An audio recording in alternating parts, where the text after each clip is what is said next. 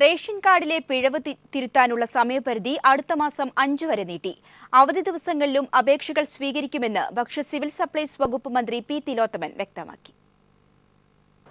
പ്രസിദ്ധീകരിച്ച പട്ടികയിന്മേൽ പരാതികളും ആക്ഷേപങ്ങളും കൊടുക്കേണ്ടത് ഒക്ടോബർ 30 വരെ എന്ന് നിശ്ചയിച്ചിരുന്നു. എന്നാൽ ഇന്നലെ വകുപ്പിൻ്റെ ചർച്ച നടക്കുന്ന ദിവസമായിരുന്നു നിയമസഭയിൽ. ആ സന്ദർഭത്തിൽ ബഹുമാനപ്പെട്ട MLA-മാരും അതോടൊപ്പം തന്നെ നമ്മുടെ മറ്റ് അഭ്യുതകാംക്ഷികളുമെല്ലാം അഭിപ്രായപ്പെട്ടത് കുറെക്കൂടി സമയം നീട്ടണം ആക്ഷേപങ്ങളും പരാതികളും കൊടുക്കുവാൻ എന്നാണ്. അതേക്കുറിച്ച് ഞങ്ങൾ ആലോചിച്ചു. ആ ആക്ഷേപങ്ങളും പരാതികളും കൊടുക്കേണ്ട അവസാന തീയതി നവംബർ 5 എന്ന് നിശ്ചയിച്ചിരിക്കുകയാണ്. ആലപ്പുഴയിൽ കണ്ടെത്തിയ പക്ഷിപ്പനി മനുഷ്യർക്ക് ഭീഷണിയല്ലെന്ന് വിലയിരുത്തൽ. കുട്ടനാടിൽ കാണപ്പെട്ടത് H5N8 ഇനത്തിൽപ്പെട്ട വൈറസുകളാണെന്നും ഇത് മനുഷ്യരിലേക്ക് പകരില്ലെന്നും മൃഗസംരക്ഷണ വകുപ്പ്. കളക്ടർ വിളിച്ചു ചേർത്ത വിവിധ വകുപ്പുകളുടെ യോഗത്തിലാണ് വിശദീകരണം. പനി പടർന്നു പിടിക്കുന്നത് തടയാൻ കർശന നടപടി സ്വീകരിച്ചതായും കളക്ടർ അറിയിച്ചു. ആലപ്പുഴ ജില്ലയിലെ അപ്പർ കുട്ടനാട് പ്രദേശത്തെ 3 പഞ്ചായത്തുകളിലാണ് പക്ഷിപ്പനി സ്ഥിരീകരിച്ചത്. എന്നാൽ 2014 കാണപ്പെട്ട പക്ഷിപ്പനിയേക്കാൾ വീര്യം കുറഞ്ഞ വൈറസാണ് ഇപ്പോൾ കുട്ടനാട്ടിൽ കാണപ്പെടുന്നതെന്നും ഇത് ജനജീവിതത്തെ ബാധിക്കില്ലെന്നും ജില്ലാ കളക്ടർ പറഞ്ഞു. പക്ഷിപ്പനി നിയന്ത്രിക്കുന്നതിന് അടിയന്തര നടപടി സ്വീകരിച്ചതായും ജില്ലാ കളക്ടർ വീണ N. മാധവ് പറഞ്ഞു. മൃഗസംരക്ഷണ വകുപ്പ് ഡയറക്ടറുടെ നേതൃത്വത്തിൽ ആലപ്പുഴ കളക്ടറേറ്റിൽ നടന്ന വകുപ്പ് തല യോഗത്തിന് ശേഷം മാധ്യമപ്രവർത്തകരോട് സംസാരിക്കുകയായിരുന്നു ജില്ലാ കളക്ടർ. ആലപ്പുഴ ജില്ലയിൽ തകഴി പഞ്ചായത്തിൽ നമ്മൾ പക്ഷിപ്പനിയുടെ കുറച്ച് ലക്ഷണങ്ങൾ കണ്ടിരുന്നു. അത് ഭോപ്പാലിൽ ഉള്ള ലാബിൽ വിട്ട് അതിൻ്റെ ടെസ്റ്റ് വന്നു, അതിൻ്റെ റിപ്പോർട്ട് വന്നിട്ടുണ്ട്. ഒരു കൺഫർമേഷൻ വന്നിട്ടുള്ളത് H5N8 എന്ന വൈറസിൻ്റെ കൺഫർമേഷൻ വന്നിട്ടുള്ളത്. ഇത് മുമ്പ് വന്നതിനെക്കാട്ടും വ്യത്യസ്തമായിട്ടുള്ള ഒരു സ്ട്രെയിനാണ്. അതായത് പക്ഷികളിൽ നിന്നും മനുഷ്യരിലോട്ട് ഇത് പടരാത്ത ഒരു സ്ട്രെയിനാണ്. സോ അതുകൊണ്ട് ജനങ്ങൾക്ക് അധികം പേടിക്കാനുള്ള ഒരു സാഹചര്യം ഉണ്ടാകുന്നില്ല. നാശനഷ്ടം സംഭവിച്ച കർഷകർക്ക് നഷ്ടപരിഹാരം നൽകാൻ വരും ദിവസങ്ങളിൽ കണക്കെടുപ്പ് നടത്തുമെന്നും ജില്ലാ കളക്ടർ പറഞ്ഞു. 2014 നവംബറിലും കുട്ടനാട്ടിൽ പക്ഷിപ്പനി പടർന്നു പിടിക്കുകയും ലക്ഷക്കണക്കിന് താറാവുകൾ ചത്തൊടുങ്ങുകയും ചെയ്തിരുന്നു. ഇത് മുന്നിൽ കണ്ടുകൊണ്ടാണ് രോഗം പടർന്നു പിടിക്കാതിരിക്കാനും നിയന്ത്രിക്കാനും മൃഗസംരക്ഷണ വകുപ്പ് ഉദ്യോഗസ്ഥരുൾപ്പെടുന്ന പ്രത്യേക സംഘത്തെ നിയോഗിച്ചതെന്ന് ജില്ലാ കളക്ടർ അറിയിച്ചു. Shajahan, news bureau, Alappuzha. Kochi Irumpanam IOC പ്ലാന്റിലെ തൊഴിലാളി സമരത്തിന് പരിഹാരം കാണാനുള്ള ചർച്ച തിരുവനന്തപുരത്ത് പുരോഗമിക്കുകയാണ്. ഗതാഗത വകുപ്പ് മന്ത്രി AK ശശീന്ദ്രന്റെ നേതൃത്വത്തിലാണ് ചർച്ച. വിവരങ്ങളുമായി സുനിൽ അരുമാനൂർ ചേരുകയാണ്. സുനിൽ, പ്രശ്നപരിഹാരത്തിനുള്ള സാധ്യത എത്രത്തോളമാണ്? ഒപ്പം സർക്കാർ മുന്നോട്ട് വയ്ക്കുന്ന നിർദ്ദേശങ്ങൾ എന്തൊക്കെയാണ്?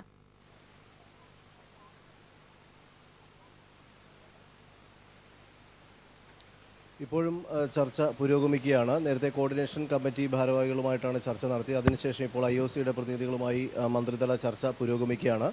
കരാർ വ്യവസ്ഥകൾ സംബന്ധിച്ചാണ് പ്രധാനമായും ചർച്ച നിൽക്കുന്നത്. അത് ലോറി ഉടമകളുടെ കാര്യത്തിലാണ്. അതുപോലെ തന്നെ തൊഴിലാളികളുടെ സേവന വേതന വ്യവസ്ഥയുമായി ബന്ധപ്പെട്ട കാര്യത്തിൽ തർക്കം നിലനിൽക്കുന്നുണ്ട്. ഇക്കാര്യത്തിൽ ഉറച്ചു തന്നെയാണ് ഈ യോഗത്തിനകത്ത് നിലപാട് ഇവർ സ്വീകരിച്ചിട്ടുള്ളത്. അതുകൊണ്ട് തന്നെയാണ് ഇക്കാര്യത്തെക്കുറിച്ച് വീണ്ടും ഈ IOCയുടെ പ്രതിനിധികളുമായി വീണ്ടും ചർച്ച നടത്തുന്നത്. അതിനുശേഷം മാത്രമായിരിക്കും ഇക്കാര്യത്തിൽ ഒരു തീരുമാനം വരിക.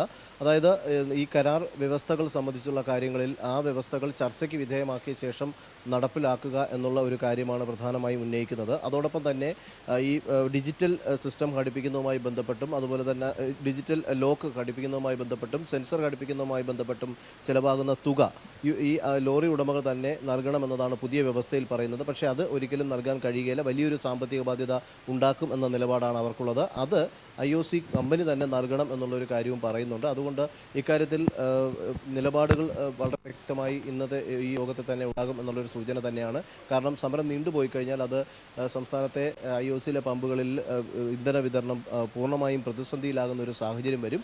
അതുകൊണ്ട് തന്നെ ഇതിനകത്ത് ഒരു സമവായത്തിനുള്ള ഒരു സാധ്യതകളാണ് നമുക്ക് കാണാൻ കഴിയുന്നത്. അതുകൊണ്ട് തന്നെ ഇപ്പോൾ പ്രത്യേക ചർച്ച പുരോഗമിക്കുകയാണ്. കൊച്ചി ഇരുമ്പനം IOC പ്ലാന്റിലെ തൊഴിലാളി സമരത്തിന് പരിഹാരം കാണാനുള്ള ചർച്ച തിരുവനന്തപുരത്ത് പുരോഗമിക്കുകയാണ്. സുനിൽ അരുമാനൂരാണ് വിവരങ്ങൾ നൽകിയത്. മറ്റു വാർത്തയിലേക്ക്. കേരള അതിർത്തിയായ തലപ്പാടിയിൽ നിന്നും കർണാടക സർക്കാർ ആരംഭിച്ച 4-വരി ദേശീയപാത നിർമ്മാണം അവസാന ഘട്ടത്തിലേക്ക്. മുംബൈ കന്യാകുമാരി 4-വരി ദേശീയപാതയുടെ ഭാഗമാണിത്. 5 സംസ്ഥാനങ്ങളിൽ കൂടി കടന്നുപോകുന്ന ഈ പാതയ്ക്ക് ഏറ്റവും കൂടുതൽ ദൈർഘ്യമുള്ളത് കേരളത്തിലാണ്. സ്ഥലമേറ്റെടുക്കൽ ഏറെക്കുറെ പൂർത്തിയായതിനാൽ കാസർഗോഡ് ജില്ലയിൽ 4-വരി പാത നിർമ്മാണം ഉടൻ ആരംഭിച്ചേക്കും. ഇത് കേരള കർണാടക അതിർത്തി തലപ്പാടി. ഇവിടെ നിന്ന് ആരംഭിക്കുകയാണ് കർണാടകയുടെ 4-വരിപ്പാത. നാഷണൽ ഹൈവേ അതോറിറ്റി ഓഫ് ഇന്ത്യയുടെ ബൃഹത്തായ പദ്ധതികളിലൊന്നാണ് മുംബൈ പൻവേൽ മുതൽ കന്യാകുമാരി വരെ നീളുന്ന NH 66-ന്റെ 4-വരിപ്പാത വികസനം. മഹാരാഷ്ട്ര, ഗോവ, കർണാടക, കേരളം, തമിഴ്നാട് എന്നീ 5 സംസ്ഥാനങ്ങളിലൂടെ അറബിക്കടലിന് സമാന്തരമായി പശ്ചിമഘട്ടത്തിലെ തീരദേശത്തുകൂടി കടന്നുപോകുന്ന പാതയാണിത്. 1622 കിലോമീറ്ററാണ് ഈ പാതയുടെ ദൈർഘ്യം. ഏറ്റവും കൂടുതൽ ദൈർഘ്യം കേരളത്തിലാണ്, 669 കിലോമീറ്റർ. എന്നാൽ നാമമാത്രം ദൈർഘ്യത്തിലുള്ള 4-വരിപ്പാതയെ കേരളത്തിൽ ഇതുവരെ നിർമ്മിച്ചിട്ടുള്ളൂ. 60 മീറ്റർ വീതിയിൽ 4-വരിപ്പാത നിർമ്മിക്കണമെന്ന നാഷണൽ ഹൈവേ അതോറിറ്റി ഓഫ് ഇന്ത്യയുടെ നിർദ്ദേശം നടപ്പാക്കുന്നതിൽ സമവായം ഉണ്ടാക്കുവാൻ UDF സർക്കാരിന്റെ കാലത്ത് സാധിച്ചില്ല. LDF സർക്കാർ അധികാരത്തിൽ വന്നയുടൻ ഇത് 45 മീറ്ററായി കുറച്ച് സമവായം കൊണ്ടുവരുന്നതിൽ വിജയിച്ചു.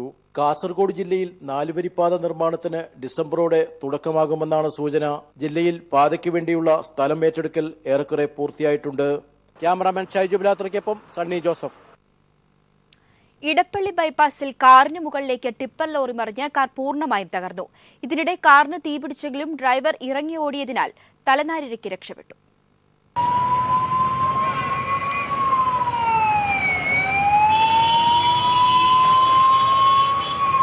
ഇടപ്പള്ളി ബൈപ്പാസിൽ ഉച്ചയോടെയാണ് സംഭവം. ഇടപ്പള്ളിയിൽ നിന്നും വൈറ്റിലേക്ക് പോവുകയായിരുന്ന മണൽ കയറ്റിയ ടിപ്പർ ലോറിയാണ് അപകടത്തിൽപ്പെട്ടത്. ബൈപ്പാസിൽ യു-ടേൺ തിരിയുകയായിരുന്ന മറ്റൊരു ലോറിയുമായി കൂട്ടിയിടിച്ച ടിപ്പർ സർവീസ് റോഡിൽ നിർത്തിയിരുന്ന കാറിന് മുകളിലേക്ക് മറിഞ്ഞു. തലനാരിഴയ്ക്കാണ് കാറിലുണ്ടായിരുന്ന തോപ്പുംപടി സ്വദേശി മുഹമ്മദ് അലി രക്ഷപ്പെട്ടത്. ഞാൻ അവിടെ നിന്ന് ഇങ്ങോട്ട് ഒബ്രമാളിൻ്റെ അങ്ങോട്ട് വരണമായിരുന്നു. സ്റ്റോവിലായിരുന്നു വന്നുകൊണ്ടിരുന്നത്. വന്ന് ഇവിടെ എത്തിക്കഴിഞ്ഞപ്പോൾ ഇവിടെ നിന്നൊരു ട്രിപ്പർ യു-ടേൺ തിരിഞ്ഞ് ഈ ട്രിപ്പറിനിട്ട് ഇടിക്കണേ. ആ ഒച്ച കേട്ടിട്ട് ഞാൻ വണ്ടിയിൽ നിന്ന് ചാടി ഇറങ്ങി നോക്കിക്കഴിഞ്ഞപ്പോൾ ഈ ട്രിപ്പർ സ്ലോ മോഷൻ എൻ്റെ വണ്ടിൻ്റെ മുകളിലേക്ക് വീഴുകയുണ്ടായിരുന്നു. എന്തോ ഒരു ദൈവാനുഗ്രഹം കൊണ്ട് രക്ഷപ്പെട്ടത്രേ ഉള്ളൂ. കാറിന് തീപിടിച്ചത് പ്രദേശത്ത് ഭീതി പടർത്തി. ബൈപ്പാസിലൂടെയുള്ള ഗതാഗതം പോലീസ് തടഞ്ഞു. പ്രദേശത്ത് പാർക്ക് ചെയ്തിരുന്ന മറ്റു വാഹനങ്ങൾ ഉടൻ നീക്കം ചെയ്തു. ഫയർഫോഴ്സ് എത്തിയാണ് തീയണച്ചത്. കാർ ഏതാണ്ട് പൂർണ്ണമായും അപകടത്തിൽ തകർന്നു. ഒഴിവായത് വൻ ദുരന്തമാണെന്ന് അപകടത്തിന് ദൃക്സാക്ഷികളായവരും പറഞ്ഞു. News bureau, Kochi. വയനാട് വന്യജീവി സങ്കേതത്തിൽ റോഡരികിൽ വെച്ച് കാട്ടാന വെടിയേറ്റിച്ചേരുന്ന സംഭവത്തിലെ മുഖ്യപ്രതിയെ വനംവകുപ്പ് അറസ്റ്റ് ചെയ്തു. പുൽപ്പള്ളി സ്വദേശി കുളത്തിങ്കൽ ഷാജിയാണ് പിടിയിലായത്. മെയ് 30-നാണ് ബത്തേരി പുൽപ്പള്ളി റോഡരികിൽ പിടിയാനയെ വെട്ടേറ്റു ചെരിഞ്ഞ നിലയിൽ കണ്ടെത്തിയത്. 5 മാസം നീണ്ട അന്വേഷണത്തിനൊടുവിലാണ് കേസിലെ പ്രധാന പ്രതിയായ കുളത്തിങ്കൽ ഷാജി പിടിയിലായത്. ഇന്നലെ വൈകിട്ട് ബത്തേരി മുത്തങ്ങ റോഡിലെ നായ്ക്കട്ടിയിൽ വെച്ചാണ് വനംവകുപ്പ് ഇയാളെ അറസ്റ്റ് ചെയ്തത്. ഇയാൾ സഞ്ചരിച്ച കാറും പിടിച്ചെടുത്തു. വന്യജീവി സങ്കേതത്തോട് ചേർന്ന് 2 റിസോർട്ടുകൾ ഷാജി നടത്തുന്നുണ്ട്. ഇതൊരു ഗൂഢാലോചനയുടെ ഭാഗമായിട്ടാണ് ഈ നായാട്ട് നടന്നിട്ടുള്ളത്. മുൻപിനാലെ കുളത്തിങ്കൽ ഷാജി എന്ന വ്യക്തിക്ക് മുടിക്കോടുള്ള റിസോർട്ടിൽ അദ്ദേഹത്തിൻ്റെ റിസോർട്ടിലേക്ക് പോകുന്ന വഴിക്ക് ഫോറസ്റ്റുകാർ ട്രെഞ്ച് കീറുകയും മാർഗതടസ്സം സൃഷ്ടിക്കുകയും ചെയ്തു എന്നുള്ളൊരു വൈരാഗ്യം ടിയാനുണ്ടായിരുന്നു. അതുകൂടാതെ ടിയാന് വടക്കനാട് ഭാഗത്തുള്ള റിസോർട്ടിലേക്കുള്ള NOC നിഷേധിച്ചതിലുള്ള അമർഷവും ഉണ്ടായിരുന്നു. ഇതാണ് ഈ ഗൂഢാലോചനയിലേക്കും ഈ കുറ്റകൃത്യത്തിലേക്കും നയിച്ചത്. കേസുമായി ബന്ധപ്പെട്ട് നേരത്തെ 3 പേർ അറസ്റ്റിലായിരുന്നു. വന്യമൃഗവേട്ടയ്ക്കിടെ കഴിഞ്ഞ ജൂലൈയിൽ വനംവകുപ്പ് അറസ്റ്റ് ചെയ്ത സംഘത്തിലെ ജംഷാദ് ഈ കേസിലും പ്രതിയാണ്. കൂടാതെ വെടിവെക്കാനുള്ള തോക്ക് നൽകുകയും കൊലയ്ക്ക് കൂട്ടുനിൽക്കുകയും ചെയ്ത ചുണ്ടാട്ടു ബേബി, കൃത്യത്തിനു ശേഷം തോക്കു സൂക്ഷിച്ച വടക്കനാട് സ്വദേശി ഷാജി എന്നിവരും അറസ്റ്റിലായിട്ടുണ്ട്. കേസിൽ 3 പ്രതികളെ കൂടി പിടിക്കാനുണ്ടെന്ന് വനംവകുപ്പ് പറയുന്നു. ആനവേട്ട എന്നതിലുപരി വനംവകുപ്പ് ഉദ്യോഗസ്ഥരോടുള്ള എതിർപ്പാണ് ആനയുടെ കൊലയ്ക്ക് കാരണമായതെന്നാണ് സൂചന. വന്യജീവി സങ്കേത പരിധിയിലെ റിസോർട്ടുകൾക്കെതിരെ നടപടിയെടുത്ത wild life DFO P Dhanesh കുമാറിനോട് പരസ്യമായി വധഭീഷണി മുഴക്കിയ ആളാണ് പിടിയിലായ റിസോർട്ട് ഉടമ. News bureau, Wayanad. പിറന്ന നാടിന്റെ മോചനത്തിനായുള്ള പുന്നപ്ര വയലാർ സമരം നടന്ന് 70 വർഷം പിന്നിടുമ്പോഴും സമരാവേശം നഷ്ടപ്പെടാതെ പുന്നപ്ര വയലാറിന്റെ മകൾ. ഓരോ വർഷം കഴിയുമ്പോഴും ജനപങ്കാളിത്തം കൂടി വരുന്നതായാണ് വാരാചരണത്തിന്റെ ചരിത്രം സൂചിപ്പിക്കുന്നത്. ദിവാൻ ഭരണത്തിനും രാജവാഴ്ചയ്ക്കുമെതിരെ സ്വന്തം ജീവൻ ബലിയർപ്പിച്ച് ധീരരക്തസാക്ഷികൾ നേടിയെടുത്ത സ്വാതന്ത്ര്യം പുതുതലമുറയും ഏറെ ആവേശത്തോടെയാണ് ഏറ്റെടുത്തിരിക്കുന്നത്. ഇത് തെളിയിക്കുന്നതാണ് സമരം നടന്ന് 70 വർഷത്തിന് ശേഷവും സമരഭൂമികളിൽ ഒഴുകിയെത്തുന്ന ജനങ്ങളിലൂടെ വ്യക്തമാകുന്നത്. വാരാചരണത്തിന്റെ ഭാഗമായി രക്തസാക്ഷികൾക്ക് ആദരാഞ്ജലികൾ അർപ്പിക്കുന്നത് കൂടാതെ തങ്ങളുടെ ജീവിതത്തിലെ പുത്തൻ ചുവടുവെപ്പുകൾക്കും ധീരദേശാഭിമാനികളുടെ പിന്മുറക്കാർ തേടിയെത്തുന്നത് രക്തസാക്ഷി മണ്ഡപങ്ങൾ തന്നെയാണ്. അമ്പലപ്പുഴ, ചേർത്തല താലൂക്കുകളിലെ സമരഭൂമികളിൽ നിന്നും ഉയർന്നു വന്ന ആവേശം കെടാതെ മുന്നോട്ട് കൊണ്ടുപോകുന്നതിൽ പുതുതലമുറയും ഒട്ടും പിന്നിലല്ല.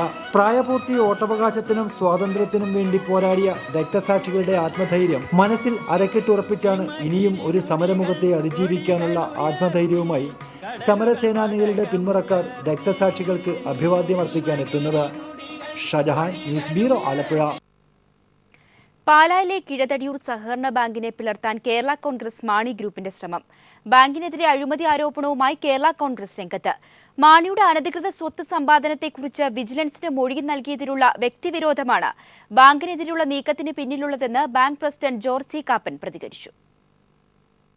സംസ്ഥാനത്തെ ഏറ്റവും മികച്ച സഹകരണ ബാങ്കുകളിലൊന്നായ പാലായിലെ കിഴതടിയൂർ സർവീസ് സഹകരണ ബാങ്കിനെതിരെ അഴിമതി ആരോപണം ഉന്നയിച്ച് Kerala Congress M steering committee അംഗം സ്റ്റീഫൻ ജോർജ് രംഗത്തെത്തിയിരുന്നു. ബാങ്കിനായി ഭൂമി വാങ്ങിയതിൽ പ്രസിഡന്റ് ജോർജ് സി കാപ്പനും ചില ഡയറക്ടർ ബോർഡ് അംഗങ്ങളും ക്രമക്കേട് നടത്തിയെന്നാണ് കേരള കോൺഗ്രസ് നേതാക്കളുടെ പ്രധാന ആരോപണം. അതേസമയം KM മാണിയുടെ അനധികൃത സ്വത്ത് സമ്പാദനം സംബന്ധിച്ച കേസിൽ 20,000 കോടിയുടെ ആസ്തിയുണ്ടെന്ന് വിജിലൻസിന് ജോർജ് സി കാപ്പൻ മൊഴിയും തെളിവും നൽകിയിരുന്നു. ഇതാണ് ബാങ്കിനെതിരെയുള്ള ഇപ്പോഴത്തെ ആരോപണത്തിന്റെ പിന്നിലെന്നും ജോർജ് സി കാപ്പൻ പീപ്പിൾ ടിവിയോട് പറഞ്ഞു. ഞാൻ KM മാണിക്കെതിരായി വിജിലൻസ് കേസ് കൊടുത്തു എന്നുള്ളതാണ് ഒന്നാമത്തെ കാര്യം. രണ്ട്, നേരത്തെ മുതൽ അദ്ദേഹത്തിന്റെ കണ്ണിലെ കരടായിരുന്നു ഈ ബാങ്ക് നശിപ്പിച്ച് അദ്ദേഹത്തിന് പിടിക്കണം. അത് ബോർഡിനെ പിളർത്തി പിടിക്കാൻ ആദ്യം നോക്കി, അത് നടന്നില്ല. അവരെല്ലാവരും കൂടെ ഒന്നിച്ച് കേരള കോൺഗ്രസ് എന്ന് പറഞ്ഞ രാഷ്ട്രീയ പ്രസ്ഥാനം മാത്രമേ ഈ ബാങ്കിനെതിരെ പ്രവർത്തിക്കുന്നുള്ളൂ. എങ്കിൽ പോലും കേരള കോൺഗ്രസിലെ എല്ലാ മിക്കവാറും ആളുകളുടെ പണം അവിടെയാണ്. അവരെല്ലാം തന്നെ ലോൺ എടുക്കുന്നത് അവിടുന്ന്. കേരള കോൺഗ്രസ് നേതാക്കളിൽ ചിലരുടെ നിക്ഷേപം കിഴതടിയൂർ ബാങ്കിലാണുള്ളത്. നിലവിൽ ബാങ്കിന്റെ ഡയറക്ടർ ബോർഡിനെ പിളർത്തി ബാങ്ക് പിടിച്ചടക്കാൻ 3 പതിറ്റാണ്ടായി KM മാണിയും കൂട്ടരും ശ്രമം തുടങ്ങിയിട്ട് അത് വിലപ്പോകാതെ വന്നപ്പോഴാണ് നിക്ഷേപകരെ അടക്കം തെറ്റിദ്ധരിപ്പിക്കുന്ന പ്രചരണവുമായി കേരള കോൺഗ്രസ് നേതാക്കൾ രംഗത്ത് വന്നിരിക്കുന്നത് എന്നതാണ് ബാങ്ക് പ്രസിഡന്റിന്റെ ആക്ഷേപം. News bureau, Kottayam. കൊച്ചിയിൽ സംഗീത സായാഹ്നം തീർത്ത് Pandit Vishwamohan Bhatt. Kakkanad Rajagiri centre for business സ്റ്റഡീസിലായിരുന്നു ഗ്രാമി അവാർഡ് ജേതാവായ ഭട്ട് സംഗീത വിരുന്നൊരുക്കിയത്.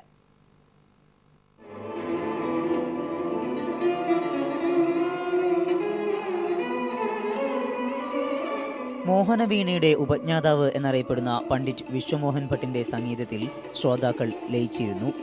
ഇമ്പമാർന്ന വരികൾക്കൊത്ത് ഗിത്താറിന്റെ നൂൽക്കമ്പികളിലൂടെ ആ വിരലുകൾ ചലിച്ചപ്പോൾ ഏവരും അതിനൊത്ത് താളം പിടിച്ചു.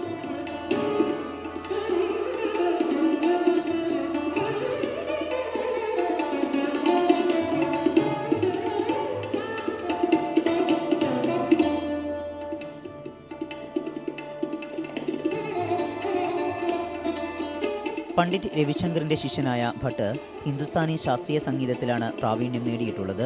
കൊച്ചിയിൽ വേദിയൊരുക്കിയ ആസ്വാദകർക്ക് രാജസ്ഥാൻ സ്വദേശിയായ അദ്ദേഹം നന്ദി പറഞ്ഞു. അമേരിക്ക, റഷ്യ, ബ്രിട്ടൻ, ജർമ്മനി തുടങ്ങി നിരവധി വിദേശ രാജ്യങ്ങളിൽ ഇദ്ദേഹം സംഗീത പരിപാടി അവതരിപ്പിച്ചിട്ടുണ്ട്.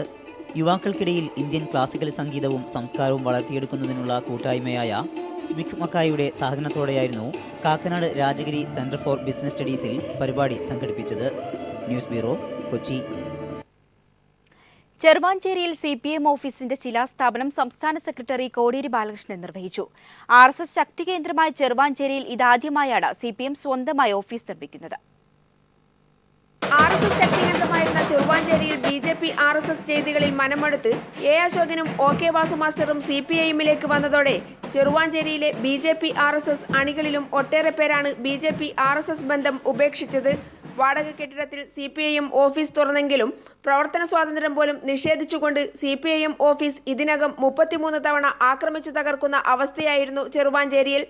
എന്നാൽ ജനങ്ങൾ ഒറ്റക്കെട്ടായി നിന്ന് CPIMന് ഒരു ഓഫീസ് നിർമ്മിക്കാൻ തന്നെ തീരുമാനിച്ചു. ഓഫീസ് കെട്ടിടത്തിന്റെ ശിലാസ്ഥാപനം CPIM സംസ്ഥാന സെക്രട്ടറി കോടിയേരി ബാലകൃഷ്ണൻ നിർവഹിച്ചു.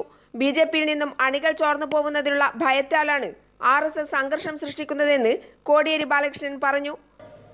RSS എന്ന കൊഴിഞ്ഞുപോക്ക്, BJP എന്നുള്ള കൊഴിഞ്ഞുപോക്ക് തടയാൻ കഴിയുമോ എന്ന ഒരു പരീക്ഷണമാണ് അവർ നടത്തിക്കൊണ്ടിരിക്കുന്നത്.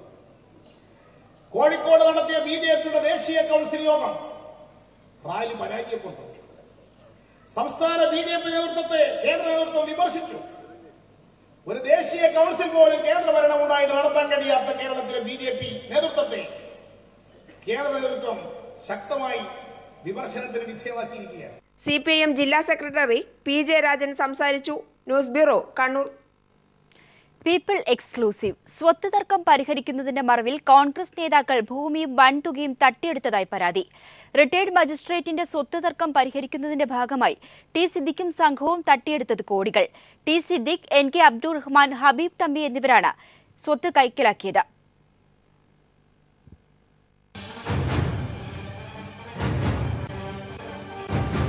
താമരശ്ശേരിയിലെ റിട്ടയർഡ് മജിസ്ട്രേറ്റിന്റെ സ്വത്ത് തർക്കം പരിഹരിക്കുന്നതിന്റെ മറവിൽ ടി സിദ്ദിഖും സംഘവും ഭൂമിയും തട്ടിയെടുത്തെന്നാണ് ആരോപണമുയർന്നിരിക്കുന്നത്.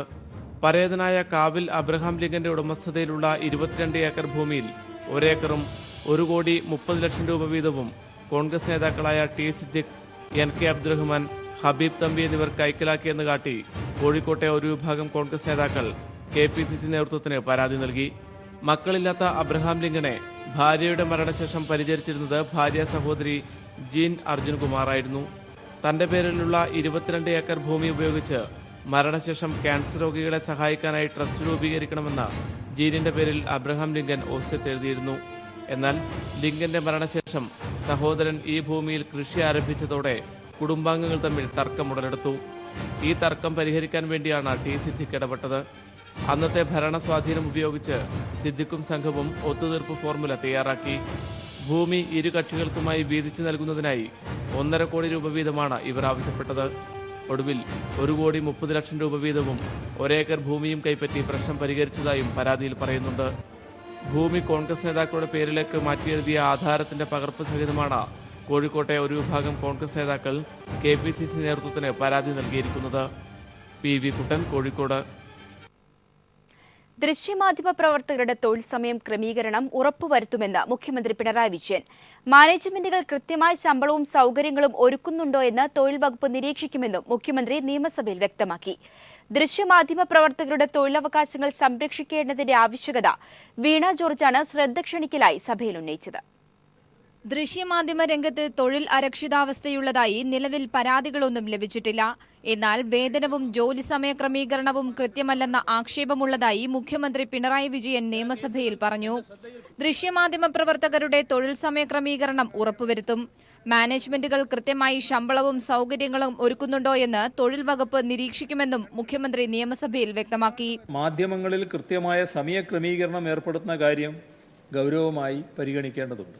മാധ്യമ സ്ഥാപനങ്ങൾക്ക് തൊഴിൽ നിയമപ്രകാരവും മനുഷ്യത്വപരമായും ഉത്തരവാദിത്വമുണ്ട്.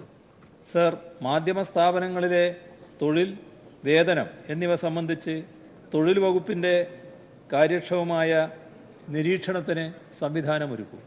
ദൃശ്യമാധ്യമ പ്രവർത്തകർക്ക് വേജ് ബോർഡ് നിലവിലില്ല. തൊഴിൽപരമായും മനുഷ്യത്വപരമായും ഉള്ള സംരക്ഷണം ഇവർക്ക് ഉറപ്പാക്കുമെന്നും മുഖ്യമന്ത്രി ശ്രദ്ധ ക്ഷണിക്കലിന് മറുപടിയായി പറഞ്ഞു. ദൃശ്യമാധ്യമ പ്രവർത്തകരുടെ തൊഴിലവകാശങ്ങൾ സംരക്ഷിക്കേണ്ടതിന്റെ ആവശ്യകത സംബന്ധിച്ച വിഷയം വീണ ജോർജാണ് സഭയിൽ ഉന്നയിച്ചത്. വലിയ രീതിയിലുള്ള അസമത്വങ്ങൾ അവിടെ നിലനിൽക്കുന്നുണ്ട്. ഒരു വിദഗ്ധ സമിതിയെ കൊണ്ട് ഈ ദൃശ്യമാധ്യമ രംഗത്തെ പ്രശ്നങ്ങൾ പഠിക്കണം. അതിനായിട്ടൊരു സമിതിയെ നിയോഗിക്കണം. വർക്കിംഗ് ജേർണലിസ്റ്റ് ആക്ടിന്റെ പരിധിയിൽ മാധ്യമപ്രവർത്തകരെയും കൊണ്ടുവരണമെന്നും വീണ ജോർജ് ആവശ്യപ്പെട്ടു. News bureau, Thiruvananthapuram. സോളാർ കേസിൽ DGP N ശങ്കർ റെഡ്ഡിക്കെതിരെ അന്വേഷണം. വിജിലൻസ് ഡയറക്ടറായിരിക്കെ സോളാർ കേസിലെ പരാതികൾ പൂഴ്ത്തിയെന്ന പരാതിയിലാണ് അന്വേഷണം. നവംബർ 5-ന് റിപ്പോർട്ട് സമർപ്പിക്കാൻ വിജിലൻസ് ഡയറക്ടർക്ക് തിരുവനന്തപുരം വിജിലൻസ് കോടതിയുടെ നിർദ്ദേശം നൽകി. സോളാർ പദ്ധതിക്കായി മുൻ മുഖ്യമന്ത്രി ഉമ്മൻചാണ്ടിക്ക് 1.5 കോടിയിലേറെ രൂപ കോഴ കൊടുത്തു എന്ന് സരിത എസ് നായർ വെളിപ്പെടുത്തിയിരുന്നു. ഈ വെളിപ്പെടുത്തൽ ശിവരാജൻ കമ്മീഷന് മുമ്പാകെയും മാധ്യമങ്ങൾക്ക് മുമ്പാകെയും സരിത നടത്തിയതിന്റെ പശ്ചാത്തലത്തിൽ 6ഓളം പരാതികളാണ് ഉമ്മൻചാണ്ടിക്കെതിരെ കഴിഞ്ഞ ജനുവരിയിൽ വിജിലൻസ് ഡയറക്ടറായിരുന്ന N ശങ്കർ റെഡ്ഡിക്ക് ലഭിച്ചത്. എന്നാൽ പരാതികളിൽ അന്വേഷണം നടത്താതെ അദ്ദേഹം 6 മാസത്തിലേറെ സ്വകാര്യ കസ്റ്റഡിയിൽ സൂക്ഷിക്കുകയായിരുന്നു. ഇതേ തുടർന്ന് ശങ്കർ റെഡ്ഡിക്കെതിരെ പായിച്ചർ നവാസ് എന്ന വ്യക്തി തിരുവനന്തപുരം വിജിലൻസ് കോടതിയെ സമീപിച്ചു. കേസിൽ പ്രഥമദൃഷ്ട്യാ കഴമ്പുണ്ടെന്ന് കണ്ടെത്തിയ തിരുവനന്തപുരം വിജിലൻസ് കോടതി അന്വേഷണത്തിന് ഉത്തരവിട്ടു. നവംബർ 5-നകം വിജിലൻസ് ഡയറക്ടർ റിപ്പോർട്ട് ഹാജരാക്കണമെന്നും കോടതി ഉത്തരവിൽ പറയുന്നു. ശങ്കർ റെഡ്ഡി സോളാർ കേസിലെ പരാതികൾ പൂഴ്ത്തിയതായിട്ടുള്ള വാർത്ത പീപ്പിൾ TV നേരത്തെ റിപ്പോർട്ട് ചെയ്തിരുന്നു. News bureau, Thiruvananthapuram. ഉമ്മൻചാണ്ടിയുടെ രാഷ്ട്രീയ ഭാവിയിൽ കരിനിഴൽ വീഴ്ത്തുന്നതാണ് ബംഗളൂരു ജില്ലാ സെഷൻസ് കോടതിയുടെ വിധി. തട്ടിപ്പ് കേസിൽ ഉമ്മൻചാണ്ടി ശിക്ഷിക്കപ്പെട്ടതിനോട് കോൺഗ്രസ് നേതൃത്വം ഔദ്യോഗികമായി പ്രതികരിക്കാൻ തയ്യാറായിട്ടില്ല. നിയമസഭാ സമ്മേളനം നടക്കുന്നതിനാൽ ഭരണപക്ഷം ഈ വിഷയം സഭയിൽ ഉന്നയിക്കുമെന്നത് ഉറപ്പാണ്. ഉമ്മൻചാണ്ടിക്കെതിരായ സോളാർ കേസ് പൂർണ്ണമായും കെട്ടിച്ചമച്ചതാണ് എന്ന വാദത്തെ പാടെ നിരാകരിക്കുന്നതാണ് കോടതി വിധി. ഏതാരോപണം ഉയർന്നു വന്നാലും അതിനെയൊക്കെ നേരിടാൻ വിരുതുകൾ പലതുണ്ട് ഉമ്മൻചാണ്ടിയുടെ ആവനാഴിയിൽ. ചിലപ്പോൾ ദിവസങ്ങൾ നീണ്ടു നിൽക്കുന്ന തന്ത്രപരമായ മൗനം, അതല്ലെങ്കിൽ ശരിയെന്ന് തോന്നുന്ന ഒരു തർക്കുത്തരം. യഥാർത്ഥ സംഭവവികാസങ്ങളെ വളച്ചൊടിക്കുന്ന വിചിത്രമായ ജാലവിദ്യയുടെ ഉപജ്ഞാതാവാണ് ഉമ്മൻചാണ്ടി. ഇതിലേത് തന്ത്രം ഉപയോഗിച്ചാവും ബംഗലൂരു കോടതി വിധിയെ ഉമ്മൻചാണ്ടി ഖണ്ഡിക്കുക എന്നത് കേരളം കാതോർത്തിരിക്കുന്നു.